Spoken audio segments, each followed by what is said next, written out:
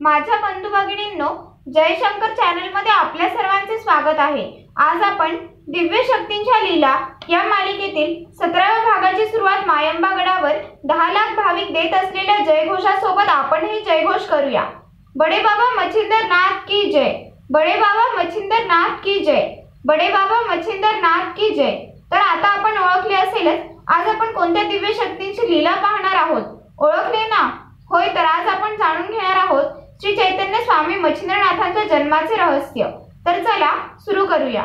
एक दिवस माता पार्वती या कैलासात शंकर भगवंतांना म्हणाल्या, आपण रोज जो हा दिव्य मंत्र जपत असता त्याचा अनुग्रह मलाही द्या, म्हणजे मी देखील माझ्याप्रमाणेच याचा नित्य निरंतर जप करत जाईन।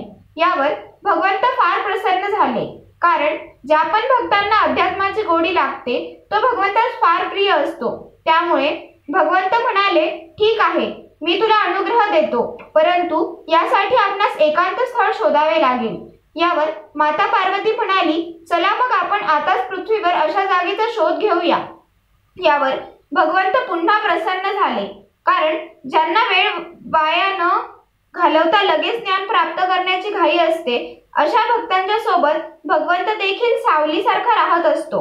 यामुळे भगवंत देखील लगेच निघाले व आता त्यांना यमुना नदीच्या तीरावर असे एक शांत व सुंदर स्थान दिसले, जेथे जवळपास कोणीही नव्हते। तर अशा या पवित्र व शांत ठिकाणावर श्री शंकर भगवंत व माता पार्वती एका खडकाच्या शिळेवर बसले व येथे श्री शंकर भगवंतांनी आपल्या पत्नीस म्हणजे माता पार्वतीस हे गुढज्ञान सांगण्यास सुरुवात केली। तर येथे विलक्षण अशी एक घटना घडली। तर तिचा पूर्वार्ध काय होता तो प्रसंग प्रथम आपण समजून घेऊया। फार पूर्वी एकदा एक दिव्य शक्ती आकाशात संचार करत असताना या शक्तीस कामवासना जागवणारे दृश्य पाहावयास मिळाले। यामुळे या दिव्य शक्तीच्या शरीरातून तेजबिंदूरूपी वसुवीर्य आकाशातून खाली पृथ्वीवर दर्भाच्या झुडुपावर आदळल्यामुळे याचे 3 भाग झाले व यातीलच एक भाग जवळून वाहत असणाऱ्या यमुना नदीमध्ये पडला। तर यावेळेस येथे एक मासोळी पाण्यात विहार करत होती। तिने ते तेजबिंदूरूपी वसुवीर्य गिळले होते।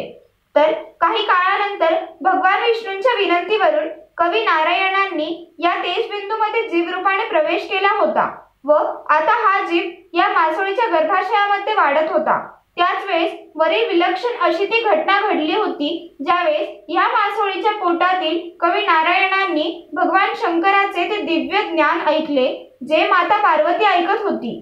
व जेव्हा हे ज्ञान पूर्ण सांगून झाल्यावर भगवान शंकरांनी माता पार्वतीस प्रश्न विचारला की याचा सार काय आहे।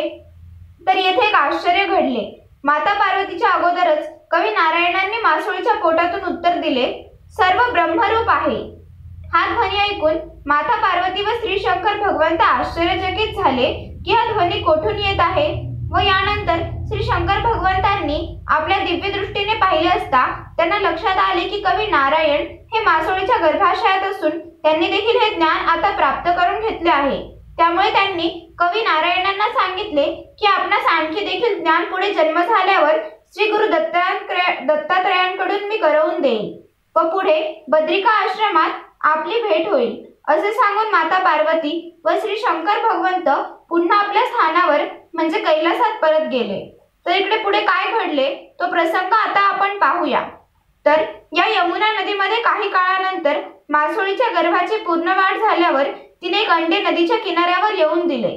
तर येथे पक्ष्यांचा एक मोठा थवा आपले खाद्य शोधण्यासाठी या किनाऱ्यावर उतरला होता व आपले खाद्य शोधत असताना या पक्षास हे मासोळीचे अंडे दिसले व हे अंडे आपले खाद्यच आहे असे समजून त्यांनी त्यास चोचीने मारण्यास सुरुवात केली। व ज्यावेळेस या अंड्याचे 2 भाग झाले त्याच वेळेस एक दिव्य तेजोमय प्रकाशासह कवी नारायणांचे बालरूपात या पृथ्वीवर आगमन झाले।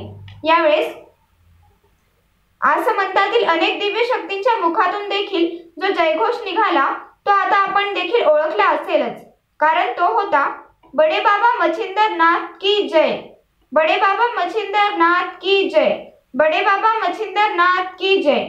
व आता सर्व पृथ्वीवर व आसमंतात वायुदेवतेने सुगंध पसरवण्यास सुरुवात केली होती, कारण एका दिव्य व श्रेष्ठ अशा नाथ पंथाच्या आदिपुरुषाने आज या धर्तीवर जन्म घेतला होता व मासोळीच्या गर्भाशयातून या बालकाचा जन्म झाल्यामुळे या सर्व दिव्य शक्तींनी या बालकाचे नामकरण केले होते श्री चैतन्य स्वामी मच्छिंद्रनाथ। तर बोला श्री चैतन्य स्वामी मच्छिंद्रनाथ महाराज की जय। तर हा सर्व प्रसंग श्री नवनाथ भक्तिसार या ग्रंथातील पहिल्याच अध्यायात अतिशय सुंदर शब्दात श्री गणेशास व माता सरस्वतीस वंदन करून वर्णन केलेला आहे व आपणास या सुंदर शब्दांची गोडी चाखायची असेल तर हा पहिला अध्याय आपण देखील जरूर वाचावा। तर अशा या थोर दिव्य शक्तींचा जन्मोत्सव सोहळा श्री स्वामी मच्छिंद्रनाथ गडावर जेथे स्वामींनी संजीवन समाधी घेतली होती त्या ठिकाणी गुढीपाडव्याच्या दिवशी मोठ्या उत्सवात साजरा होत असतो।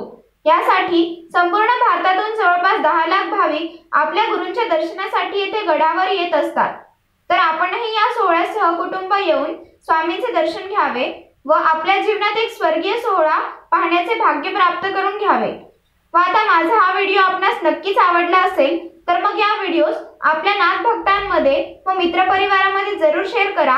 व आता आपल्या स्क्रीनवर 2 चौकोनात असेच 2 दिव्य शक्तींचे व्हिडिओ दिसत असतील, त्यातील कोणत्याही एका व्हिडिओवर क्लिक करून तो व्हिडिओ देखील आपण जरूर पहा।